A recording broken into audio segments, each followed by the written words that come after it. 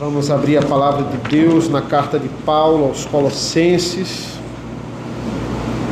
Hoje vamos concluir o capítulo 3 e já adentrar no capítulo 4, o último capítulo desta carta.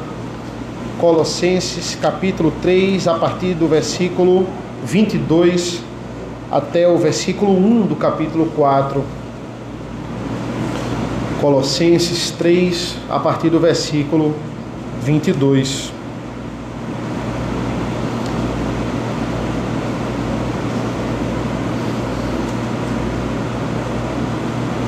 Assim diz a palavra do Senhor: servos, obedeçam em tudo a seus senhores aqui na terra, não servindo apenas quando estão sendo vigiados, visando somente agradar pessoas, mas com sinceridade de coração, temendo o Senhor. Tudo o que fizerem, façam de todo o coração, como para o Senhor e não para as pessoas, sabendo que receberão do Senhor a recompensa da herança, e é a Cristo, o Senhor, que vocês estão servindo. E quem fizer injustiça receberá em troca a injustiça feita, e nisto ninguém será tratado com parcialidade. Senhores, tratem os seus servos com justiça e igualdade, sabendo que também vocês têm um Senhor no céu. Senhor nosso Deus, nosso Pai, te agradecemos pela leitura da Tua Palavra, te agradecemos pelo caminhar deste culto. Nos abençoa nesta parte tão importante que é a pregação da Tua Palavra. Abençoa o pregador que vos fala, abençoa as pessoas que de fato devem entender essa mensagem, nos concentra nesta noite. É isso que nós pedimos e agradecemos em nome do Teu Filho amado Jesus. Amém. Amém, irmãos. O objetivo de Paulo aqui é o mesmo objetivo de Cristo. Ele está nos preparando para o novo céu e na nova terra. Paulo não está nos preparando para o Éden, porque o Éden, o novo céu e a nova terra será melhor do que o Éden. O Éden é uma semente daquilo que o novo céu e a nova terra será. O Éden é um protótipo. Aqui ele está nos preparando para o mundo vindouro, assim como Deus faz com o povo de Israel nos 40 anos do deserto, quando ele liberta o povo do Egito. O povo fica naquele deserto, claro, por causa dos seus pecados, por causa dos seus próprios pecados, mas aprove a Deus decretar essa fase, esse estágio na vida dos judeus que passaram 400 anos no ambiente de idolatria. Pare para pensar nisso. Nenhum judeu que saiu do Egito era da época de Jacó. Todos nasceram naquele ambiente de idolatria. Por isso o bezerro de ouro, por isso a saudade do Egito, por isso as murmurações. Então aprove a Deus naquele momento preparar aquele povo, arrancar, tirar a idolatria daquele povo.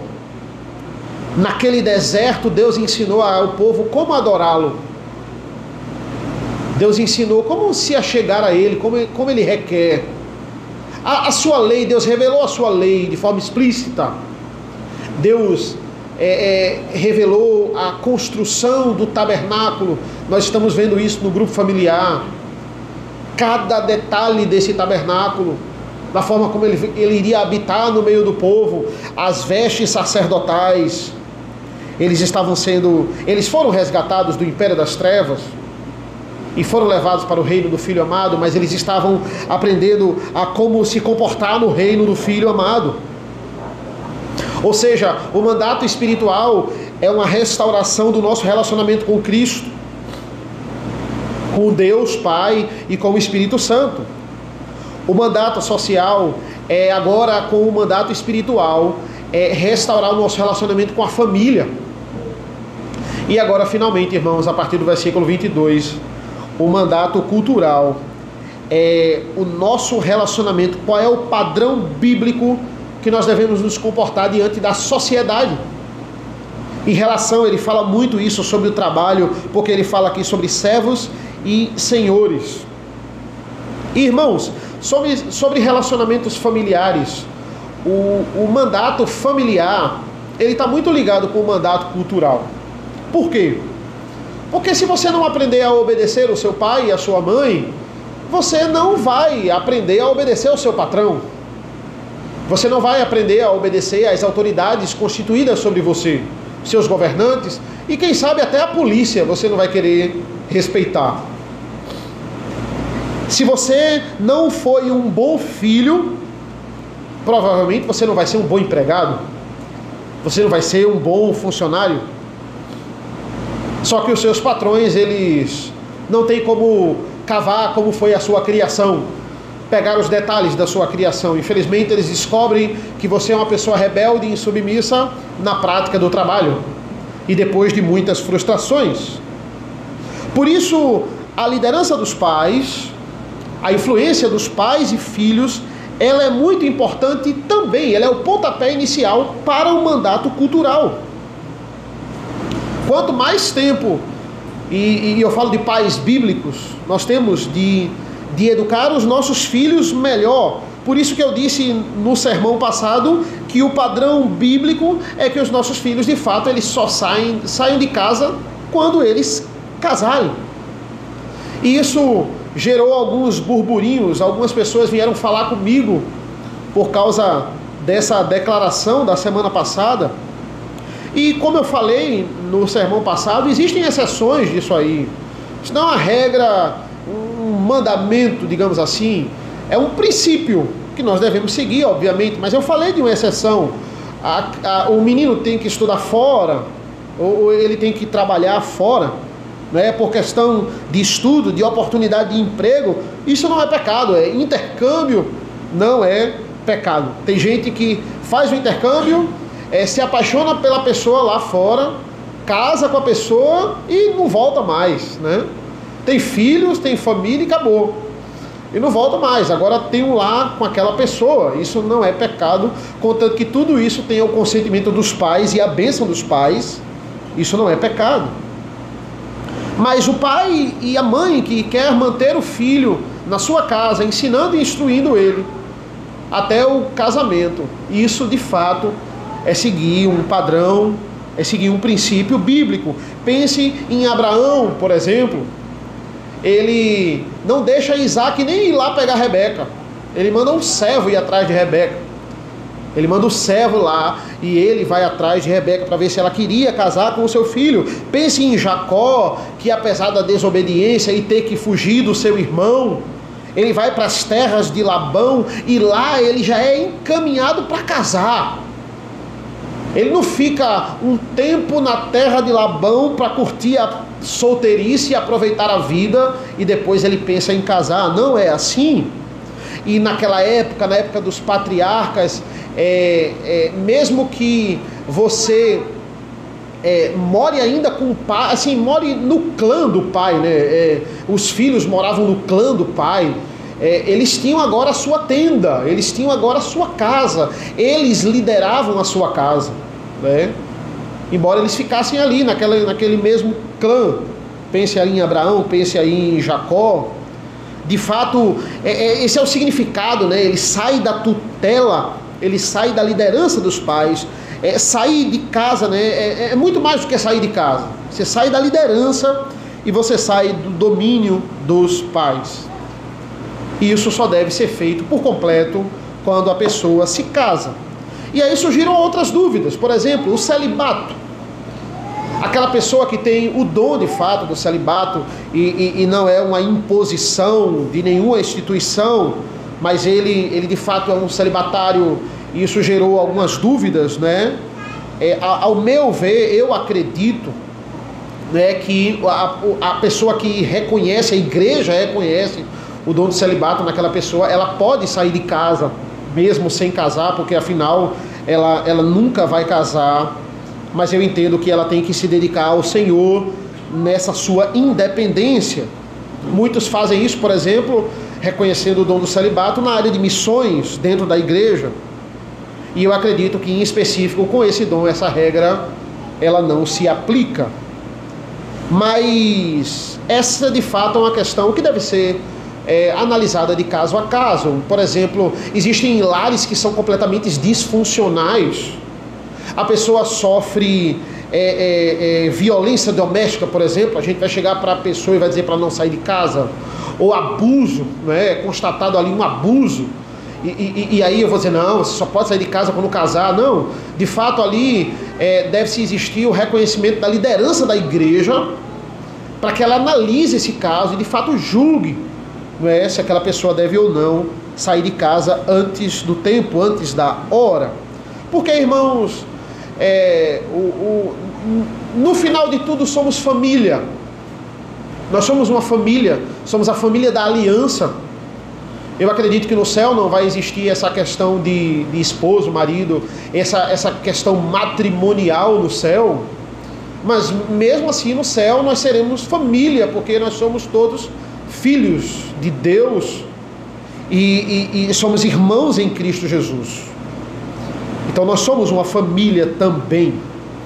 E agora, adentrando no ambiente cultural, adentrando no mercado de trabalho também, porque Paulo fala sobre isso aqui, a partir do versículo 22, ele vai dizer assim: servos, versículo 22, obedeçam em tudo aos seus senhores aqui na terra, não servindo apenas quando estão sendo vigiados, visando somente agradar pessoas, mas com sinceridade de coração, temendo o Senhor.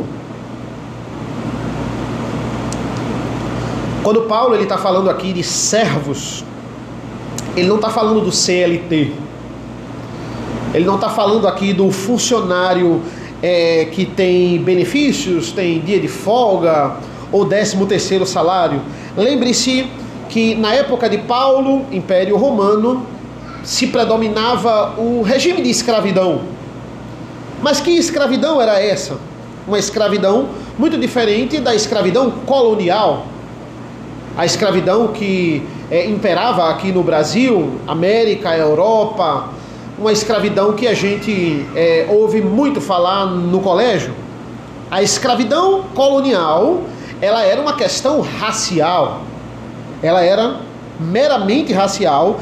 Era o fato do branco achar que o negro era inferior a ele e ele tinha esse direito de escravizá-lo. Raramente um branco era escravizado na escravidão colonial, só se ele fosse filho de negro. Isso poderia acontecer também, mas isso era raro. A predominância, né, a base da escravidão colonial era na discriminação racial. Essa é a base. Mas em Roma, isso não tinha nada a ver com a cor da pele. Nada a ver. A escravidão romana era uma escravidão meramente econômica. Pessoas que se colocavam numa condição social tão baixa que só lhe restava para pagarem suas dívidas serem escravos. Elas começavam a dever a um determinado senhor ali e não tinha como pagar, então agora, alguns anos, ela ia ser escrava até de fato ser liberta. Pessoas que perdiam seus bens, perdiam suas propriedades e só lhe restava ser vendida como escravo. Situações de guerra também geravam escravidão. Uma província que não queria se submeter a Roma, Roma ia lá, dominava, e os que sobreviviam viravam escravos. Os que sobreviviam, porque quando Roma passava por cima era muito severo, mas também Roma entendia que era muito lucrativo ter escravos. A situação de escravidão era um conceito econômico. Muitos brancos eram escravos e muitos negros também.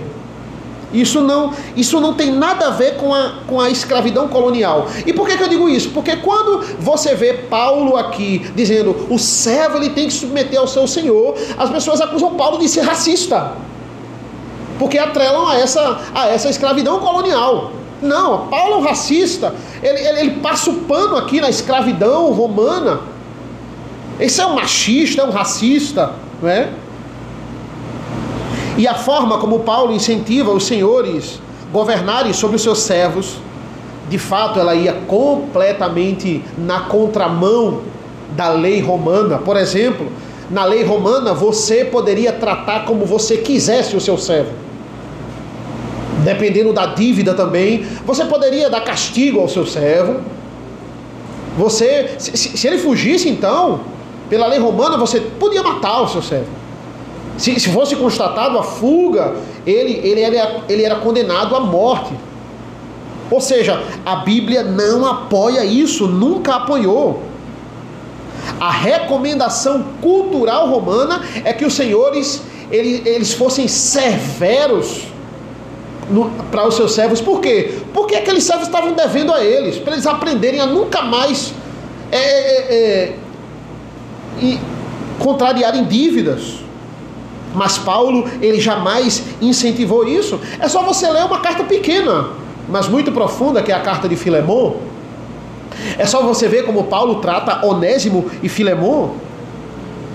Nessa carta é muito interessante porque Paulo está tratando com um homem que está no topo da pirâmide econômica romana. É Filemon, rico, homem de bens e posse. E ele está tratando com outro que não está nem na base dessa pirâmide. Porque nem escravo ele é. Ele agora é um escravo fugitivo. Já era uma pessoa que na cultura romana estava praticamente morta. E ele chega para Filemon e diz assim: olha, vocês são irmãos em Cristo Jesus. Vocês são diferentes aqui culturalmente. Vocês, um está no topo da pirâmide, né? Na sociedade, um é senhor sobre o outro. E assim deve permanecer até o Onésimo pagar sua dívida. Mas em Cristo, vocês são igualmente servos.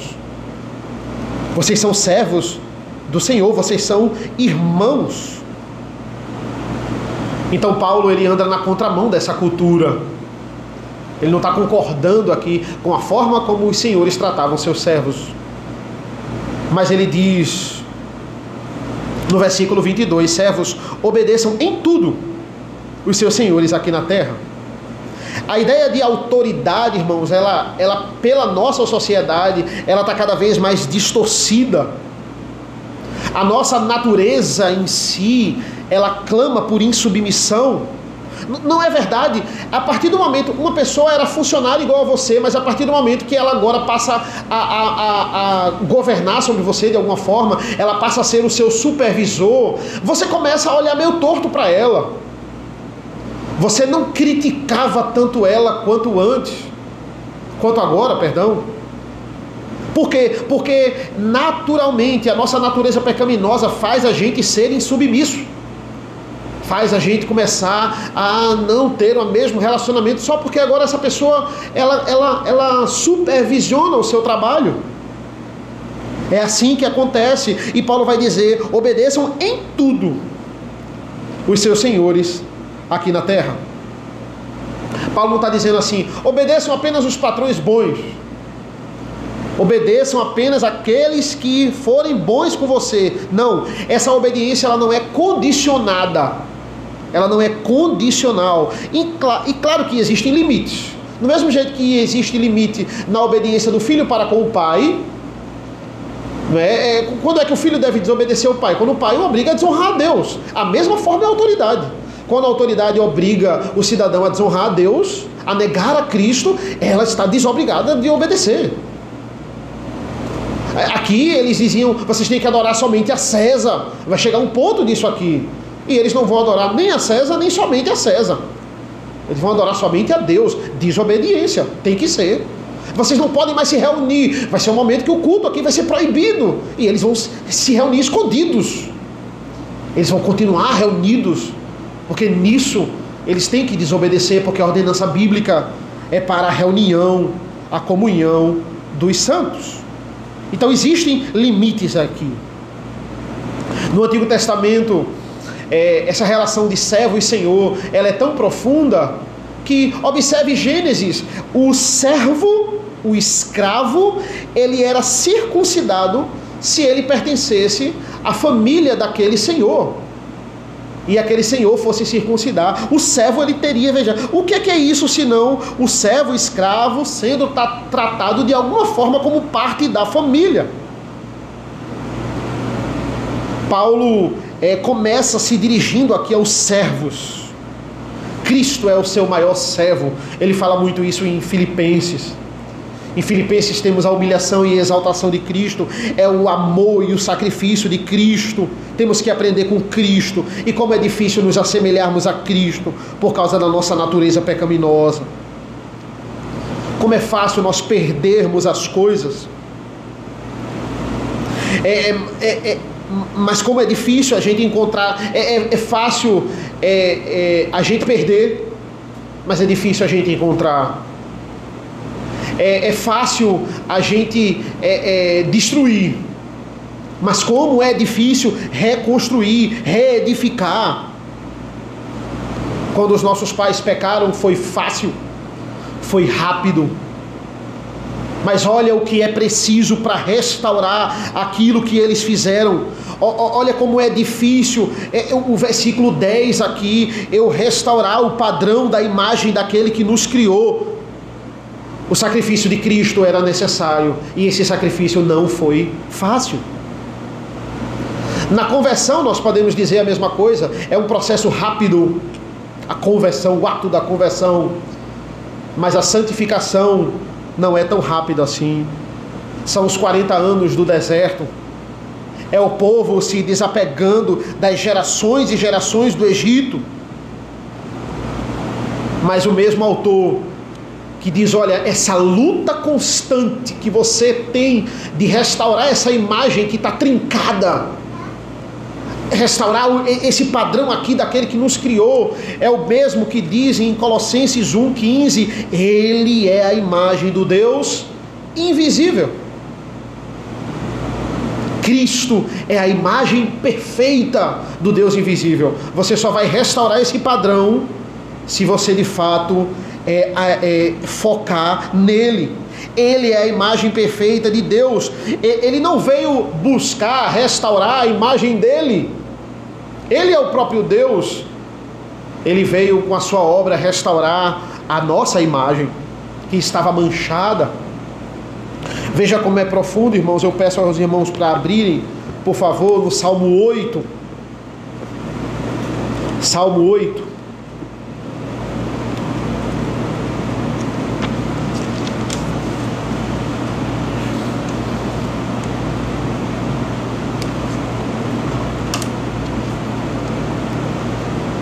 Salmo 8, a partir do versículo 1, nos diz assim: ó Senhor, Senhor nosso, como é magnífico o teu nome em toda a terra.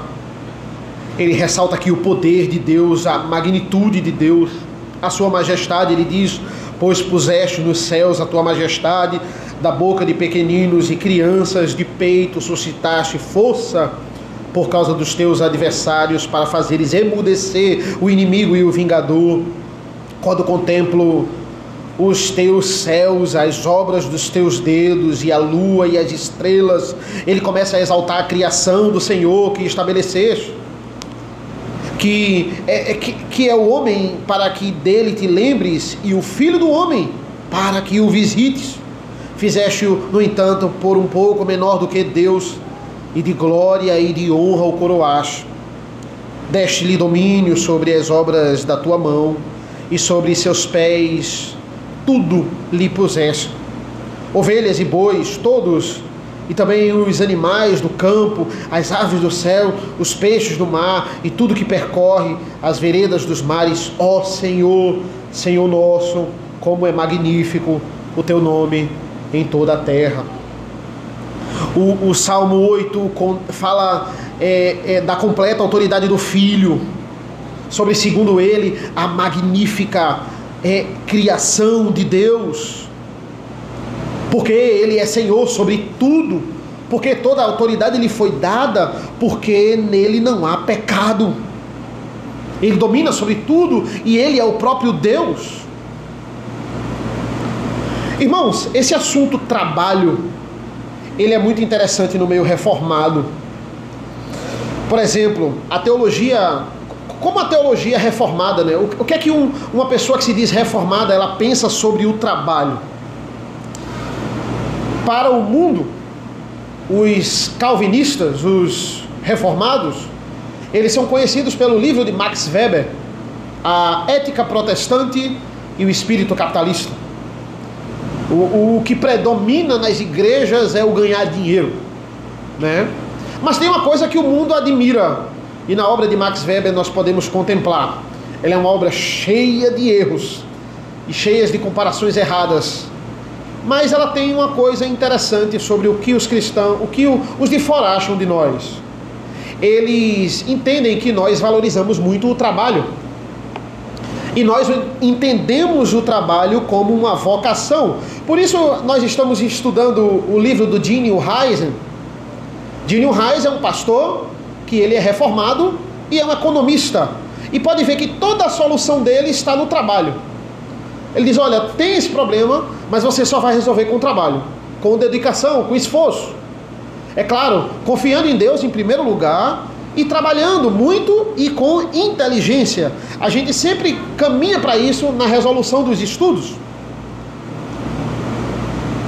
Ou seja, toda a solução de um reformado, né, em primeiro lugar, ela tem que ser bíblica, claro, e não é à toa que a gente está estudando esse livro, mas ela vai, por exemplo, contra a ideia que existia na própria reforma, de que, olha, Adão, ele pecou e agora a terra estava amaldiçoada e por causa do pecado, ele iria tirar frutos do suor, através do suor do seu rosto, e agora a terra também produziria cardos e abrolhos, e eles remetem diretamente o trabalho a uma maldição.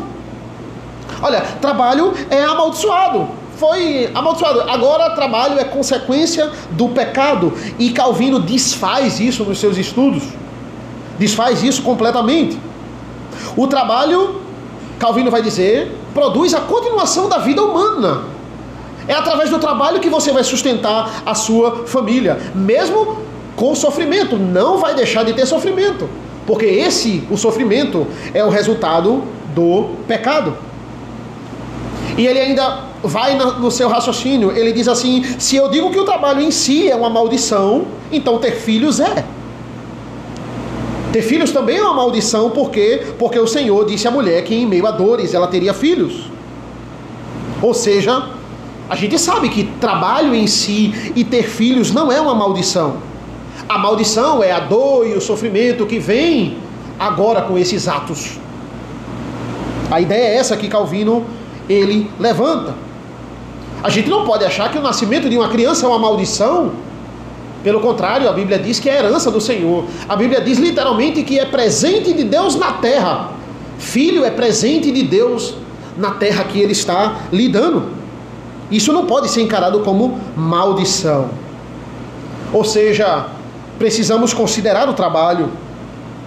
Do mesmo jeito que as mulheres encaram as dores de parto e todos os perrengues que ela passa na gestação, mas ela encara com alegria porque ela sabe que vai vir um filho e ela tem ali o espremer dos seus órgãos, o incômodo na hora de dormir, o parto em si, ela passa aquela dor com alegria porque ela sabe que um presente está chegando para ela. Do mesmo jeito que a mulher enfrenta isso, o homem tem que enfrentar o trabalho, mesmo com dor, mesmo com sofrimento, porque fazendo isso, ele entende a sua vocação. Os filósofos iluministas deturparam essa ideia de Calvino de forma absurda. Coisas absurdas nós lemos sobre Calvino nos livros de história, a maioria deles. Por quê? Porque o mesmo Calvino, ele é o precursor da teologia da predestinação. E eles atrelam predestinação a essa ideia de que o homem precisa trabalhar e a sua vocação. E eles dizem, não, Calvino diz, você pode pegar a maioria dos livros de história, ele diz que o sinal do eleito é a riqueza material. Porque já que ele está mostrando um sinal terreno de que ele é eleito, é de fato a riqueza material, como se Calvino fosse o pai da teologia da prosperidade. Olha, quem inovou aqui, quem inventou a teologia da prosperidade foi o próprio estudioso aí de vocês que se dizem calvinistas. Ele vai dizer isso. A ética calvinista vai nos dizer que se o salvo quer restaurar o seu padrão da criação, ele vai tentar reconstruir o seu relacionamento com Deus, mandato espiritual. Ele vai tentar ser um padrão para a família, mandato familiar. E, obviamente, ele vai tentar ser um exemplo na sua cultura e na sociedade, mandato cultural. Calvino é o maior estudioso desses 3 mandatos. Em nenhum momento ele atrela a predestinação, ele atrela esses 2 aspectos num texto só. Você não vê isso em nada. Mas isso é uma forma de tentar derrubar o calvinismo, de tentar derrubar a teologia reformada. Calvino entende trabalho como vocação, como Paulo entende aqui. O trabalho, seja ele qual for, contanto que ele não desonre o nome de Deus. Se o trabalho que a gente vem a fazer, ele desonra o nome de Deus, ele não pode ser feito. Ah, mas ele paga um salário tão bom. É melhor ganhar menos, honrando o nome de Deus, do que ganhar muito dinheiro, ganhar mais, roubando das pessoas, roubando de Deus. Paulo, no versículo 22, ele está falando aqui na época do trabalho mais rebaixado de todos. Esse servo, do versículo 22, ele é literalmente traduzido por escravos. Ele está falando aqui do trabalho, do pior trabalho que tem. Não tem benefício, como eu falei, no escravo, não tem férias remuneradas, não tem aposentadoria. A maioria deles só recebia o alimento diário. Era o que a lei romana obrigava o senhor a pagar. Então, pelo menos o alimento diário ele tem que ter até ele pagar a dívida. É interessante quando você vai para Apocalipse 6, ele fala sobre esse alimento diário. É o que Apocalipse 6 fala: uma medida de trigo ou 3 de cevada. Esse era o alimento diário que o senhor tinha que pagar pela lei romana. Nem todos davam só isso. Existiam senhores bons, mas também existiam muitos senhores maus. Imagina na igreja de Colossos, vários servos, que a maioria era servo, não tinham muitos senhores na igreja primitiva. E ali eu tinha servos com senhores bons e servos com senhores maus. Servos que diziam: não, o meu patrão me alivia nisso, e eu tenho uma folga aqui. E servos que não tinham. Paulo está dizendo: olha, não importa o servo, em tudo você tem que ser obediente a ele. Quantos patrões, irmãos, eles têm uma dupla personalidade? Eles vivem, e eu falo de patrões que se dizem cristãos.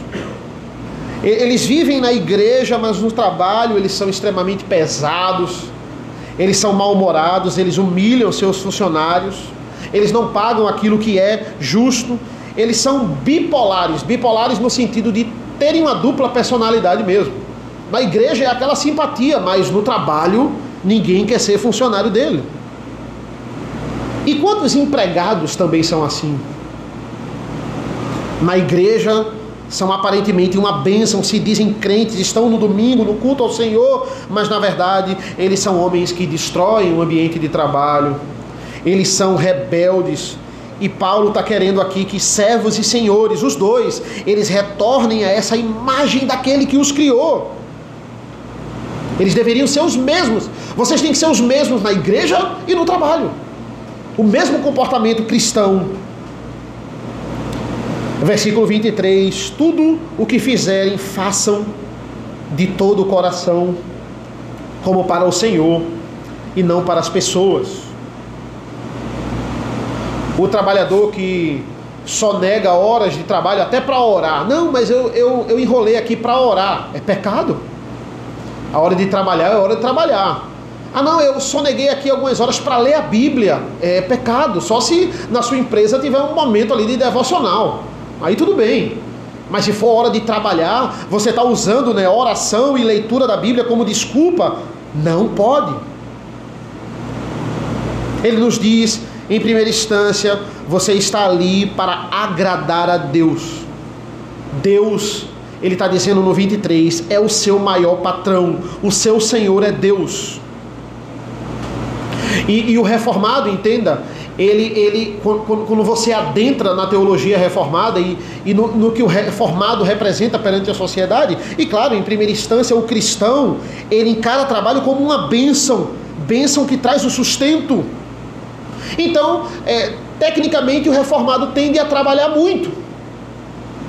tende a trabalhar com esforço, com dedicação. Assim ele sabe que culturalmente ele está glorificando a Deus.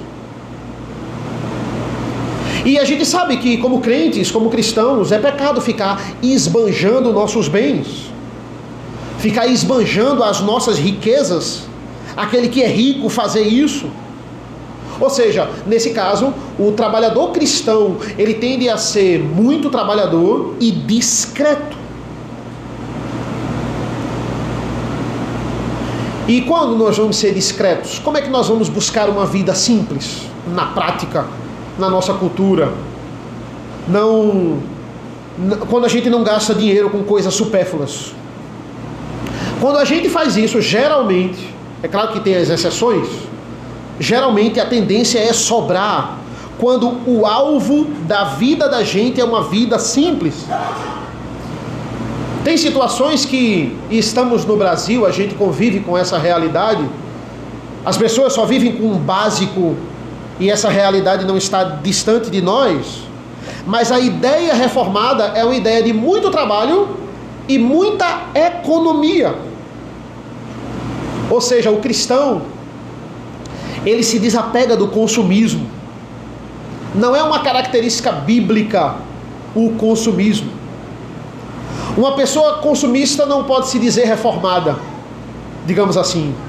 Uma pessoa que gosta de esbanjar os seus bens não pode se dizer uma pessoa reformada. E o que é uma pessoa consumista? É tudo que ela vê, ela quer comprar. Ela vai no shopping, ela enlouquece, né? Ela quer comprar tudo. Ela não entendeu o que é a fé reformada. Uma das bases do calvinismo, nós que nos dizemos calvinistas, é a frugalidade. O que é isso? Se contentar com as coisas simples. Que no geral, nós não precisamos de muita coisa para viver bem. Mas entenda, irmãos, isso não quer dizer que você tendo dinheiro, você não pode comprar uma roupa de marca, né? Não, só agora roupa, pano de chão, né? É vida simples. Então você tendo dinheiro, eu quero comprar, eu tenho condições de comprar um carro mais luxuoso, talvez, um carro grande, tem gente que gosta de carro grande, tem gente que gosta de carro cheio de botão, né? Não tem problema você ir atrás dessas coisas poxa, é uma comemoração, você quer ir num restaurante mais caro, isso não tem problema. Veja, não é pecado ser rico, eu disse isso no estudo de manhã, né? Você pode ser rico, mas veja, isso não pode ser o centro da sua vida. Esses bens materiais não podem ser a motivação, o ideal da sua vida. É por isso que sempre o recomendado é a vida simples. Vida simples no lar, vida simples no trabalho, vida simples na igreja. É uma vida simples. O cerne reformado é o que Paulo diz lá em Filipenses 4:11, quando ele diz assim: aprendi a viver contente em toda e em qualquer situação. Paulo já passou por várias situações na vida dele. Vocês acham que quando ele estava lá na casa de Filemon com seus banquetes e rico, Paulo não comeu daquele banquete, não desfrutou daquela noite ali, cheia de fartura? Ele não disse assim: eu sou humilde demais para comer essas coisas, eu só quero estar sofrendo toda vez. Não, ele estava ali na casa de Filemon, contente. Mas quando Paulo estava lá nas masmorras de Roma, quando ele estava perto da morte e não tinha comida nenhuma, do mesmo jeito, contente. Aprendi a viver contente em toda e em qualquer situação. Hoje, na maioria dos trabalhos tem câmeras, né? Os patrões dizem que é para ver a movimentação, mas às vezes é para ver a movimentação também, mas às vezes é para ver os funcionários, para ver se ele está trabalhando mesmo, né? Nós cristãos não deveríamos ser movidos por câmeras. A nossa motivação não é porque alguém está vigiando a gente e aí a gente vai trabalhar direito. Não. O nosso maior Senhor, devemos prestar contas a Deus. É interessante esse final do versículo 22, essa expressão, temendo o Senhor. Você não tem que temer ao Senhor com medo dele, mas é para aquelas pessoas que de fato elas procuram apenas agradar a homens. Perante os homens ela é um exemplo. Ela, meu Deus, é quase Jesus Cristo, é uma pessoa santa. Ela não faz nada de errado. Ela procura apenas agradar a homens, mas quando ela está sozinha, quando ela está nos ambientes que ela pode gerar falcatrua dentro do trabalho, ou ela pode burlar ali, ela não pensa duas vezes. Isso remete a uma fala de Cristo, quando ele diz assim: não temam aqueles que podem matar o corpo, mas não podem fazer nada contra a alma. Temam aquele que pode lançar no inferno tanto a alma como o corpo. Isso são para essas pessoas que só temem aos homens e não temem a Deus, e não buscam e não se preocupam em agradar a Deus. Agradar a Deus é a grande motivação do servo. Fazer falcatruas no trabalho, dizer: olha, eu tenho que fazer isso, pastor, porque senão eu não recebo meu salário. Eu tenho que burlar ali, porque senão eu não vou conseguir sustentar minha família. E isso é uma desculpa. Não venda a sua alma para a soberba e para a ganância. Ele diz no versículo 23: tudo o que fizerem, façam de todo o coração. A maioria dos trabalhos não são feitos de todo o coração, não são feitos com empenho. O trabalho é um fardo em certo ponto, claro, porque envolve sofrimento, a gente viu isso, mas mesmo assim não é só sofrimento. Nós temos que tirar o nosso empenho. Muitas pessoas, um olho no trabalho e outro olho na rede social. Um olho no trabalho e outro olho na diversão. E isso é errado, isso não é trabalho de todo o coração. Qual é a coisa que nós temos mais comum em empresas, em rodinhas de trabalho hoje? É funcionário falando mal do patrão. Rodas para falar mal do patrão. Crente de verdade não fica no meio dessa roda. Crente de verdade não anda desses lugares, até porque o Salmo 1 vai dizer que nós não nos assentamos na roda dos escarnecedores. Crente de verdade entende o valor do trabalho, mesmo sabendo que tem suor, mesmo sabendo que tem cardos e abrolhos, mesmo sabendo que tem patrões ímpios e perversos. Mas não se engane, o patrão ele vai dar conta a Deus. Pior que existem patrões que se dizem crentes perversos. Uma absoluta contradição. E qual é o salário que importa? Eu faço essa pergunta para vocês nessa noite. Qual é o salário que importa? É o salário do fim do mês? Ou o salário do fim da vida? É isso que ele fala no versículo 24.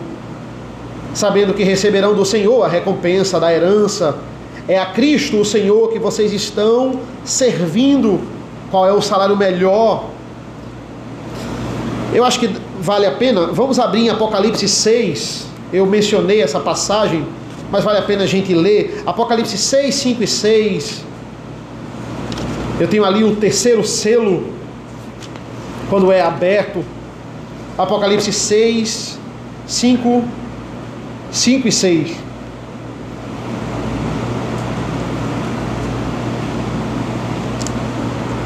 Diz assim: quando o Cordeiro quebrou o terceiro selo, ouvi o terceiro ser vivente dizendo: venha.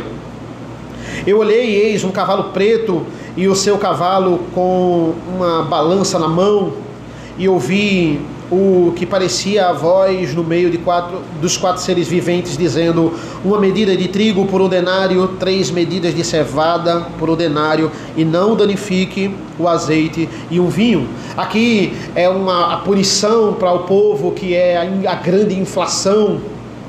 Essa medida de trigo e essas 3 medidas de cevada por 1 denário, um denário valia muito mais do que isso.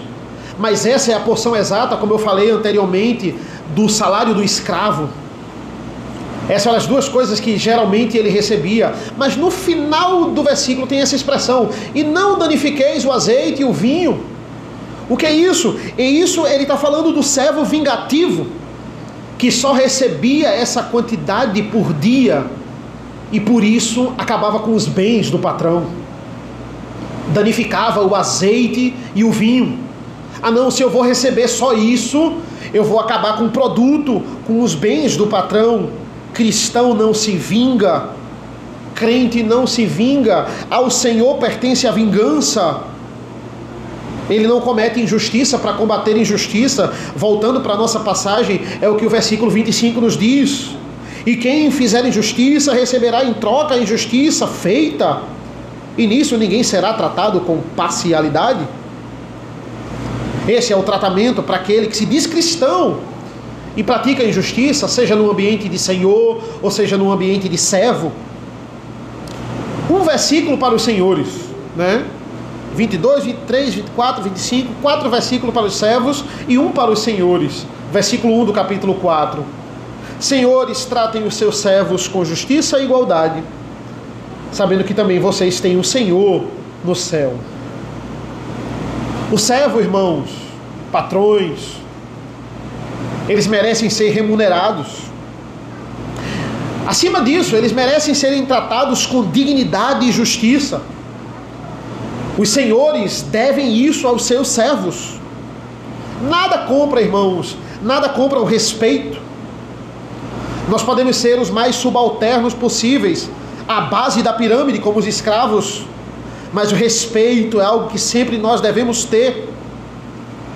Tratar com justiça as pessoas que lhe obedecem, ou seja, fornecer boa condição de vida para elas, uma vida digna para as pessoas que lhe servem.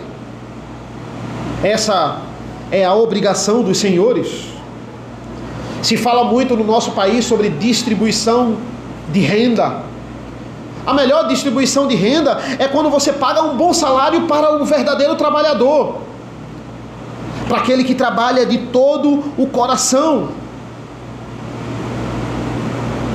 Se você é um funcionário, um patrão crente, quanto você paga aos seus funcionários? As pessoas que Deus lhe deu para servir você e para você cuidar. Isso é justo? É compatível com o que você ganha ou com o que você tem? Ou você obriga seus funcionários a viverem vidas miseráveis? O patrão cristão, ele tem uma bênção nas mãos, que é o seu negócio, mas ele tem muita responsabilidade. E mais uma vez ele corrobora aqui falando para os patrões: vocês também têm um patrão maior, sabendo que também vocês têm um Senhor no céu. Façam tudo com justiça e façam tudo com igualdade. Seja justo. E o que é essa igualdade aqui? Será que é socialismo? Pagar o mesmo salário para todos de forma igual? E botem uma coisa na cabeça, irmão: se tem uma coisa que o reformado não é socialista. Aqui tem a ver com a compatibilidade do serviço. Quanto é que aquele funcionário realmente merece ganhar por esse trabalho? Você tem que ser justo nisso. Se vários funcionários trabalham com essa dedicação, igualmente você tem que recompensá-los. Essa é a justiça e a igualdade que ele está falando. Não é você favoritar um funcionário porque você achou ele mais bonito ou ele lhe baba mais. Não, seja justo. Se aquele trabalho é de fato mais valioso, requer mais especializações, então de fato você tem que ser justo e pagar mais. Se aquele não, então você tem que aprender a ser justo e igualitário. Em nenhum momento Paulo manda você dividir igualmente com todos, pegar o seu salário e dividir igual aos funcionários, não. Isso foi falado por Cristo ao jovem rico: venda tudo e dê aos pobres. O socialista adora, o comunista adora essa passagem, mas isso aqui é uma exceção. Isso aqui é um teste para evidenciar que aquele jovem rico não tinha a fé que ele falava que tinha. Isso aqui é um teste, não é uma regra que todos nós temos que seguir. A Bíblia não exalta comunismo, até porque nós não vamos entrar nesse mérito. O comunismo nem existe, nunca existiu. É apenas mais uma forma de exaltar uma classe dominante, que aqui nesse caso é o Estado. E por que Paulo fala tão pouco para os senhores comparado aos servos?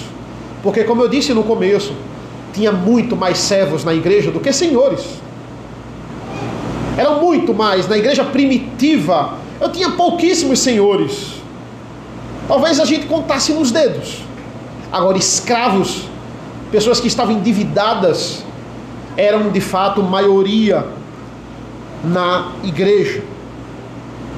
Mas ele não nega isso. Servos e senhores são chamados a glorificar a Deus igualmente. Todos igualmente têm um senhor, tem um patrão, tem aquele que você deve prestar contas lá no céu. E Deus está restaurando a nossa imagem, e com isso temos que ser sal e luz, irmãos, nesse mundo corrompido. Esse é o mandato cultural. Vamos orar ao Senhor. Senhor nosso Deus, nosso Pai, nós te agradecemos pela leitura da Tua Palavra, pela meditação da Tua Palavra. Nos abençoa nesse momento, para que nós possamos ainda continuar o culto ao Senhor, e agora nesse sacramento da ceia do Senhor, esteja conosco, em nome do Teu Filho amado Jesus. Amém. Amém, irmãos.